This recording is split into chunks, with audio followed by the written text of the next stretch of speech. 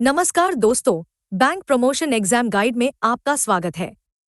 आज हम आरबीआई के जरूरी नॉमिनेशन फैसिलिटी रूल से जुड़े कुछ खास कॉन्सेप्ट्स को समझेंगे। तो चलिए शुरू करते हैं।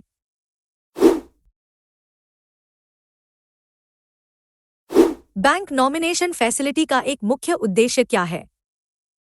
What is a primary purpose of the bank nomination facility? Option A. To allow banks to invest customer funds in government securities. Option B. To minimize hardship for family members by facilitating expeditious settlement of claims after a customer's death. Option C. To provide customers with a tax-free interest rate on their deposits. Option D. To require all customers to appoint a legal heir for loan applications. सही जवाब है option B. Nomination facility इसलिए बनाई गई है ताकि customer की मृत्यु के बाद उनके परिवार वालों को ज्यादा परेशानी न हो। इससे क्लेम जल्दी सेटल हो जाता है। मान लीजिए किसी व्यक्ति का सेविंग्स अकाउंट है और उसने अपनी पत्नी को नॉमिनी बनाया है। अगर उस व्यक्ति की अचानक मृत्यु हो जाती है तो बैंक आसानी से और जल्दी पैसा उसकी पत्नी को दे सकता है। इसके लिए लंबे कानूनी प्रोसेस जैसे सक्सेशन सर्टिफिकेट की जरूरत नहीं पड़ती। अगला सवाल आरबीआई के उन डायरेक्शंस के बारे में है जो इस फैसिलिटी को पावर देते हैं। रिजर्व बैंक ऑफ इंडिया ने nomination facility directions 2025 banking regulation act 1949 के किस सेक्शन के तहत जारी किए? Under which section of the Banking Regulation Act 1949 did the Reserve Bank of India issue the Nomination Facility Directions 2025? Option A. Section 35A. Option B. Section 45ZA. Option C. Section 45ZC. Option D. Section 56.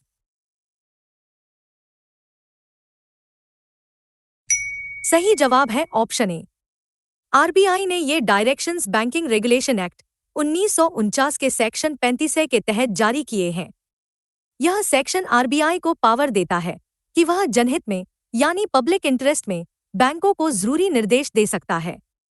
इसी power का इस्तेमाल करके nomination rules को जरूरी और अनिवार्य बनाया गया है। अब देखते हैं कि सेफ डिपॉजिट लॉकर्स के नॉमिनेशन रूल्स किन सेक्शंस में आते हैं। 2025 के डायरेक्शंस के मुताबिक सेफ डिपॉजिट लॉकर्स और सेफ कस्टडी में रखी चीजों के नॉमिनेशन के लिए बैंक को किन प्रोविजंस को मानना चाहिए? According to the 2025 directions, which provisions should guide a bank in the matter of nomination in safe deposit lockers and articles kept in safe custody? Option A. Sections 45ZC to 45ZG of the Act. Option B. Sections 45ZA and 45ZB of the Act. Option C. Only Section 35 of the Act. Option D. Only the bank's internal policies. सही जवाब है option A. Deposit accounts का nomination section 45ZA और 45ZB में आता है, लेकिन safe deposit lockers और सेफ कस्टडी आर्टिकल्स के लिए बैंकों को सेक्शन 45ZC से 45ZG के प्रोविजंस को फॉलो करना होता है। ये सेक्शंस खास तौर पर लॉकर्स और कस्टडी के नॉमिनेशन प्रोसेस को डील करते हैं। क्या एक प्रोप्राइटरशिप बिजनेस अकाउंट में नॉमिनेशन मिल सकता है? आइए जानते हैं। अगर कोई व्यक्ति अपने प्रोप्राइटरशिप बिजनेस के लिए डिपॉजिट अकाउंट रखता है तो नॉमिनेशन फैसिलिटी के बारे में बैंक को क्या करना चाहिए? How should a bank treat a deposit account held by an individual for their proprietorship business regarding the nomination facility? Option A. The nomination facility is not permitted for business accounts. Option B. It is deemed as that individual's account and the nomination facility shall be offered. Option C. It requires a separate business nominee, different from a personal nominee. Option D. It is treated as a corporate account and is exempt from nomination rules. सही जवाब है option B. अगर कोई व्यक्ति अपने proprietorship firm यानी अपने business के नाम पर अकाउंट खोलता है तो उसे उस व्यक्ति का ही अकाउंट माना जाएगा। इसलिए बैंक को ऐसे अकाउंट्स में भी नॉमिनेशन फैसिलिटी देनी होगी। सोचिए, एक दुकानदार अपने शर्मा जनरल स्टोर के नाम से करंट अकाउंट चलाता है। कानून की नज़र में वह स्टोर और दुकानदार एक ही हैं, इसलिए उसे नॉमिनेशन का हक है। अगला सवाल, बैंक को कस्टमर को नॉमिनेशन के क्या फायदे बताने चाहिए? कस्टमर को नॉमिनेशन फैसिलिटी के बारे में बताते समय बैंक को कौन से फायदे साफ साफ समझाने चाहिए? When informing a customer about the nomination facility, what advantages should a bank clearly explain? Option A. Access to higher interest rates and loan pre-approvals. Option B. Simplification of the claim process and facilitation of smooth fund transfer without legal complications. Option C. Eligibility for free insurance coverage and unlimited locker access. Option D. Automatic inclusion in government subsidy schemes. सही जवाब है option B. Bank को customer को यह समझाना चाहिए कि nomination से क्लेम प्रोसेस बहुत आसान हो जाता है। अगर नॉमिनी है तो अकाउंट होल्डर की मृत्यु के बाद पैसा आसानी से और बिना किसी कानूनी अड़चन के नॉमिनी को मिल जाता है। इससे परिवार वालों को कोटक कचहरी के चक्कर नहीं काटने पड़ते।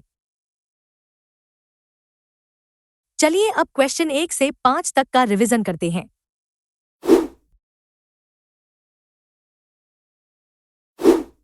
नॉमिनेशन का मकसद परिवार के लिए क्लेम आसान बनाना है। आरबीआई ने सेक्शन 35 बीआर एक्ट के तहत नॉमिनेशन निर्देश दिए। लॉकर नॉमिनेशन सेक्शन 45 जेडसी से जेडजी में आते हैं। प्रोप्राइटरशिप अकाउंट को नॉमिनेशन के लिए इंडिविजुअल अकाउंट मानते हैं। बैंक को समझाना चाहिए कि नॉमिनेशन से क्लेम आसान होता है। अगर कोई कस्टमर पूरी जानकारी मिलने के बाद नॉमिनेशन फैसिलिटी नहीं लेना चाहता तो बैंक को उनसे क्या लेना जरूरी है? If a prospective customer, after being fully informed, chooses not to use the nomination facility, what must the bank obtain? Option A. A court-signed affidavit confirming the decision. Option B. The signature of 2 witnesses on the account opening form. Option C. A written declaration from the individual confirming they do not require the facility. Option D. A higher initial deposit to cover potential legal fees. सही जवाब है option C. अगर customer सब समझने के बाद भी nomination नहीं करवाना चाहता तो बैंक को उस कस्टमर से एक लिखित डिक्लेरेशन लेना होगा। इस डिक्लेरेशन में यह लिखा होना चाहिए कि वे नॉमिनेशन फैसिलिटी नहीं चाहते हैं। यह बैंक के रिकॉर्ड के लिए जरूरी है। लेकिन क्या होगा अगर कस्टमर वह लिखित डिक्लेरेशन देने से भी मना कर दे? अगर कोई कस्टमर नॉमिनेशन नहीं करने का लिखित डिक्लेरेशन देने से भी मना कर देता है तो बैंक को क्या एक्शन लेना चाहिए? If a customer refuses to provide a written declaration confirming their choice not to nominate, what action must the bank take? Option A. The bank must refuse to open the account. Option B. The bank must charge a non-nomination fee. Option C. The bank must record the fact of refusal in the account opening records. Option D. The bank must automatically appoint the next of kin as the nominee. सही जवाब है option C.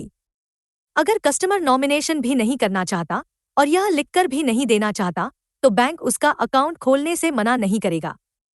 Bank को बस account opening form या अपने record में यह बात नोट कर लेनी चाहिए कि कस्टमर ने डिक्लेरेशन देने से मना कर दिया है। क्या बैंक सिर्फ नॉमिनेशन न करने पर अकाउंट खोलने से मना कर सकता है? इनमें से किस एक वजह से बैंक किसी भी हालत में कस्टमर का अकाउंट खोलने से मना या देरी नहीं कर सकता? Under no circumstances shall a prospective customer be denied or delayed in opening an account solely on which of the following grounds? Option A. Refusal to provide proof of identity. Option B. Refusal to provide proof of address. Option C. Refusal to make a nomination. Option D. Failure to meet the minimum balance requirements. सही जवाब है option C. Nomination एक सुविधा है, मजबूरी नहीं। अगर customer बाकी सभी शर्तें जैसे केवाईसी पूरी करता है तो बैंक सिर्फ इसलिए उसका अकाउंट खोलने से मना नहीं कर सकता क्योंकि वह नॉमिनेशन नहीं कर रहा है। यह आरबीआई का स्पष्ट निर्देश है। अगला सवाल, अगर एक से ज्यादा नॉमिनी है और एक की मौत हो जाए तो क्या होगा? अगर साइमल्टेनियस नॉमिनेशन कई नॉमिनी के केस में बैंक के सेटलमेंट से पहले एक नॉमिनी की मृत्यु हो जाती है तो नॉमिनेशन का स्टेटस क्या होगा? In a case of simultaneous nomination, multiple nominees, if one nominee dies before the bank settles the deposit, what is the status of the nomination? Option A. The entire nomination for all nominees becomes ineffective. Option B. The nomination in respect of the deceased nominee alone shall become ineffective. Option C. The bank must pay the deceased nominee's share to their legal heirs. Option D. The remaining nominees must reapply for the nomination. सही जवाब है option B. अगर एक से ज्यादा nominee है और उनमें से किसी एक की मौत हो जाती है तो पूरा नॉमिनेशन कैंसिल नहीं होता है। सिर्फ उस मरे हुए नॉमिनी के हिस्से का नॉमिनेशन ही इनइफेक्टिव यानी अमान्य हो जाता है। बाकी नॉमिनी का अधिकार बना रहता है। मान लीजिए 3 नॉमिनी थे, एक की मौत हो गई तो बाकी 2 को उनका हिस्सा मिल जाएगा। तो फिर उस मृत नॉमिनी के हिस्से का पैसा बैंक किसे देगा? कई नॉमिनी में से एक की मृत्यु होने पर उस मृत नॉमिनी को मिलने वाली रकम का क्लेम बैंक कैसे सेटल करेगा? Following the death of one of multiple simultaneous nominees, how shall a bank settle the claim for the amount due to that deceased nominee? Option A. The amount shall be distributed equally among the surviving nominees. Option B. The amount shall be paid to the legal heirs of the deceased nominee. Option C. The amount shall be settled in accordance with provisions for accounts without a nominee clause. Option D.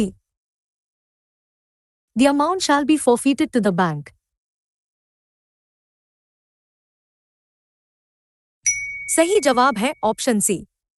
जो nominee मर गया है उसका हिस्सा बाकी जिंदा nominee को नहीं मिलता है। उस हिस्से के लिए यह माना जाएगा कि कोई नॉमिनेशन था ही नहीं, इसलिए बैंक उस हिस्से का पैसा बिना नॉमिनी वाले अकाउंट के रूल्स के हिसाब से सेटल करेगा, यानी कानूनी वारिसों को जरूरी डॉक्यूमेंट्स देखने के बाद देगा। चलिए अब क्वेश्चन 6 से 10 तक का रिवीजन करते हैं।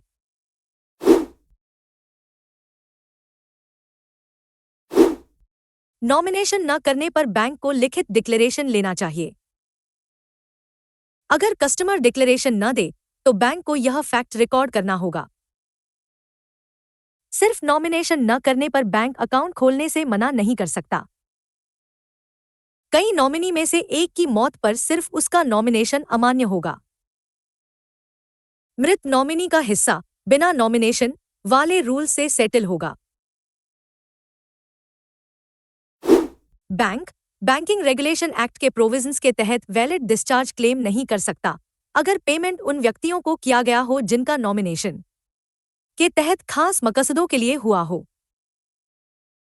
A bank cannot claim a valid discharge under the provisions of the Banking Regulation Act if payments are made to individuals based on nomination made under for specified purposes.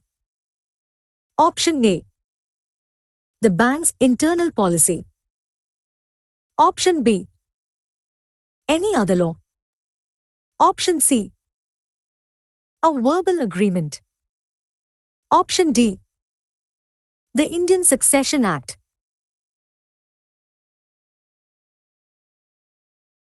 सही जवाब है option B, यानी किसी और कानून, any other law के तहत। Banking regulation act के तहत किया गया नॉमिनेशन ही बैंक को वैलिड डिस्चार्ज यानी कानूनी सुरक्षा देता है। अगर किसी कस्टमर ने किसी दूसरे कानून के तहत, जैसे इंश्योरेंस एक्ट या कंपनी एक्ट में, किसी को नॉमिनी बनाया है, तो वह बैंक डिपॉजिट पर लागू नहीं होगा। बैंक को सिर्फ अपने फॉर्म पर किए गए नॉमिनेशन को ही मानना है। अगला सवाल है कि नॉमिनेशन रिक्वेस्ट को हैंडल करने के लिए बैंकों के पास क्या सिस्टम होना चाहिए। कस्टमर के नॉमिनेशन रिक्वेस्ट के संबंध में बैंक के पास किस तरह के सिस्टम और प्रोसीजर होने चाहिए? What systems and procedures must a bank have in place regarding customer nomination requests? Option A. Systems to automatically assign nominees based on family records. Option B. Systems to charge fees for cancellation or variation of nominations. Option C. Systems to annually review all existing nominations. Option D. Systems to register, cancel, and vary the nomination in its books as per customer requests. सही जवाब है option D. Bank के पास एक मजबूत system होना चाहिए जिससे वे customer की रिक्वेस्ट के मुताबिक नॉमिनेशन को रजिस्टर कर सकें। इतना ही नहीं, अगर कस्टमर बाद में नॉमिनेशन बदलना यानी वेरिएशन करना या कैंसिल करना चाहे तो बैंक का सिस्टम उसे भी ठीक से रिकॉर्ड कर सके। मान लीजिए कोई ग्राहक शादी के बाद अपनी मां की जगह अपनी पत्नी को नॉमिनी बनाना चाहता है, तो बैंक का प्रोसीजर इसे आसानी से करने में सक्षम होना चाहिए। नॉमिनेशन फॉर्म मिलने के बाद बैंक को कितने दिनों में कस्टमर को रसीद यानी एक्नॉलेजमेंट देनी होती है? कस्टमर से पूरा भरा हुआ नॉमिनेशन फॉर्म मिलने के बाद बैंक को कितने वर्किंग डेज के अंदर एक एक्नॉलेजमेंट देना जरूरी है? Within how many working days must a bank provide an acknowledgement to the customer after receiving a completed nomination form? Option A. Within 1 working day. Option B. Within 3 working days. Option C. Within 5 working days. Option D. Within 10 working days.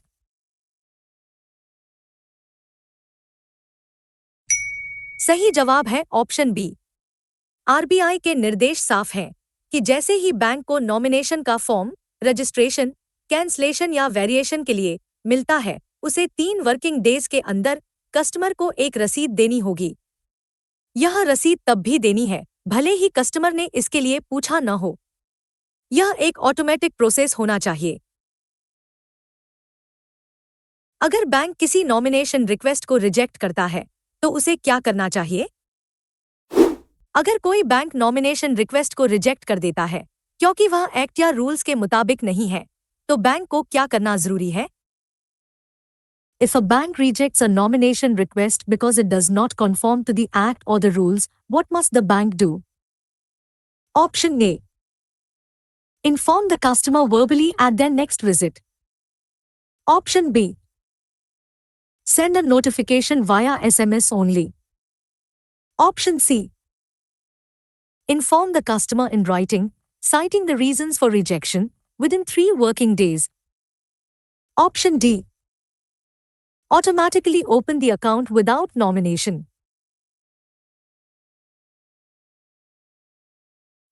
सही जवाब है option C.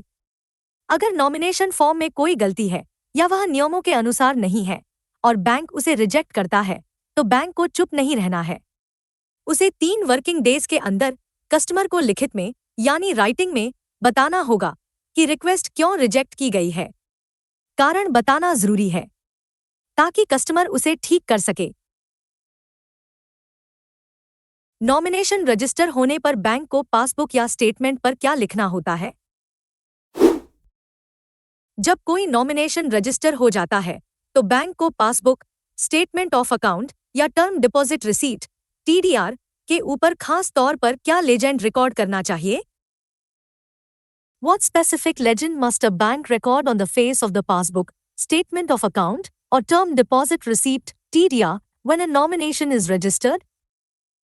Option A. Nominee added. Option B. Successor registered. Option C.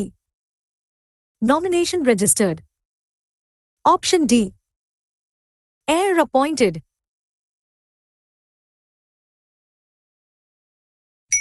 सही जवाब है option C. जब nomination सफलतापूर्वक register हो जाता है तो बैंक को कस्टमर के पासबुक, अकाउंट स्टेटमेंट या FDR के ऊपर साफ साफ नॉमिनेशन रजिस्टर्ड लिखना होगा। यह एक स्टैंडर्ड फ्रेज है। इससे कस्टमर को कंफर्मेशन मिल जाता है कि उनका नॉमिनी सिस्टम में ऐड हो गया है। चलिए अब क्वेश्चन 11 से 15 तक का रिवीजन करते हैं। किसी और कानून के तहत नॉमिनेशन पर बैंक को डिस्चार्ज नहीं मिलता।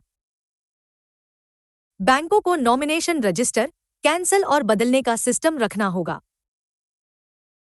नॉमिनेशन फॉर्म की रसीद 3 वर्किंग डेज में देनी जरूरी है।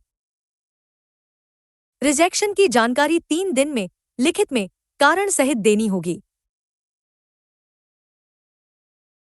पासबुक पर नॉमिनेशन रजिस्टर्ड लेजेंड रिकॉर्ड करना जरूरी है। नॉमिनेशन रजिस्टर्ड लेजेंड के अलावा बैंक को पासबुक, स्टेटमेंट ऑफ अकाउंट्स या TDR पर और कौन सी डिटेल दिखानी चाहिए? In addition to the legend nomination registered, what other detail must a bank indicate on the passbook, statement of accounts or TDR? Option A. The nominee's date of birth. Option B. The nominee's address. Option C. The name of the nominees. Option D. The date the nomination was made. सही जवाब है option C. सिर्फ nomination registered लिखना काफी नहीं है। Bank को उस लेजेंड के साथ साथ नॉमिनी का नाम भी पासबुक, स्टेटमेंट या FDR पर प्रिंट करना चाहिए। अगर एक से ज्यादा नॉमिनी है तो उन सभी के नाम लिखे होने चाहिए। इससे पूरी तरह क्लैरिटी रहती है। बैंकों को नॉमिनेशन के फायदों के बारे में ग्राहकों को कैसे जागरूक करना चाहिए? बैंकों को नॉमिनेशन फैसिलिटी के फायदों के बारे में कस्टमर्स को गाइडेंस देने और पब्लिसिटी करने के लिए कैसे निर्देश दिए गए हैं? How are banks instructed to provide guidance and publicity to customers regarding the benefits of the nomination facility? Option A. By only placing posters inside the bank branch. Option B. By giving wide publicity, such as printing messages on checkbooks and passbooks, and launching awareness drives. Option C. By sending a one-time email to all existing customers. Option D. By discussing it only if a customer specifically asks. सही जवाब है option B. बैंकों को निर्देश है कि वे nomination के फायदों के बारे में वाइड पब्लिसिटी करें यानी बड़े पैमाने पर प्रचार करें। इसके लिए वे चेकबुक, पासबुक और दूसरे लिटरेचर पर मैसेज प्रिंट कर सकते हैं। साथ ही उन्हें समय समय पर अवेयरनेस ड्राइव यानी जागरूकता अभियान भी चलाने चाहिए ताकि ज्यादा से ज्यादा लोग इसे समझें। अकाउंट ओपनिंग फॉर्म्स के डिजाइन के बारे में नॉमिनेशन को लेकर क्या निर्देश है? बैंक को यह पक्का करना होगा कि डिपॉजिट अकाउंट खोलने या सेफ डिपॉजिट लॉकर हायर करने के फॉर्म में नॉमिनेशन की डिटेल्स पाने के लिए हो। A bank shall ensure that the form for opening deposit accounts or hiring safe deposit lockers contains. Forgetting the details of nomination. Option A. A mandatory field. Option B. A separate, chargeable section. Option C. Space. Option D. A legal disclaimer.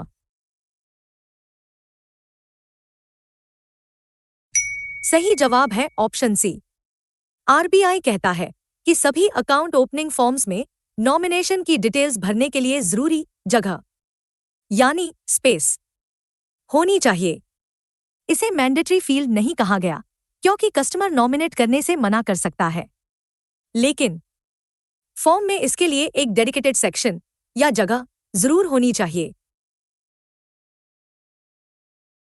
आखिरी सवाल जो हमने अभी अभी पढ़ा उस पर एक क्विक स्टेटमेंट बेस्ट चेक है। इनमें से कौन से स्टेटमेंट्स सही हैं? 1. बैंक को 3 वर्किंग डेज में नॉमिनेशन फॉर्म की रसीद देनी होगी। 2. अगर नॉमिनेशन रिजेक्ट होता है तो बैंक को 3 वर्किंग डेज में लिखित कारण बताना होगा। 3. बैंक को पासबुक पर नॉमिनेशन रजिस्टर्ड लिखना होगा, लेकिन नॉमिनी का नाम लिखना जरूरी नहीं है। Which of the following statements are correct? 1. A bank must give acknowledgement for a nomination form within 3 working days. 2. If a nomination is rejected, the bank must inform the customer in writing, citing reasons, within 3 working days. 3. A bank must record the legend nomination registered on the passbook, but is not required to list the nominee's name. Option A. 1 and 2 only. Option B. 1 and 3 only. Option C. 2 and 3 only. Option D. All of the above.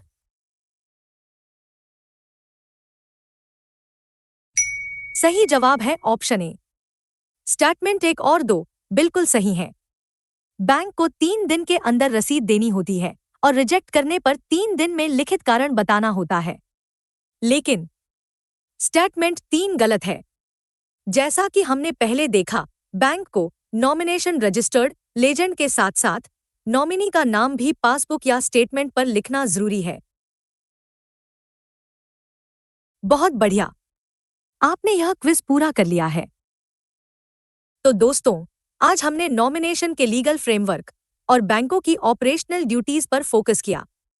खास तौर पर nomination से मना करने पर क्या करना है और एक्नॉलेजमेंट और रिजेक्शन के लिए 3 दिन की टाइमलाइन वाले नियम जरूर पक्के कर लें। अगर ये सेशन मददगार लगा हो तो लाइक, शेयर और सब्सक्राइब जरूर करें। फिर मिलते हैं अगले वीडियो में